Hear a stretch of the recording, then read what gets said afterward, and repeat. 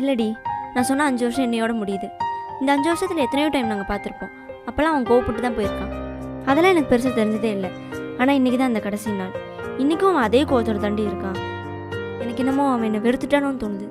ஹரிணி, நீ ஏன் பயப்படுற? நீ சொல்கிற மாதிரி அவன் எடுத்திருந்தானா ஏன் அந்த 5 வருஷத்தில் வேறு எந்த பண்ணி லவ் பண்ணாமல் இருந்திருக்கணும்? அவன் மனசில் நீ மட்டும்தான் இருக்க. நீங்கள் பண்ணது உண்மையான லவ். கண்டிப்பாக உனக்காக நாளைக்கு அவன் வருவான். எதை பற்றி கவலைப்படாத, சரியா?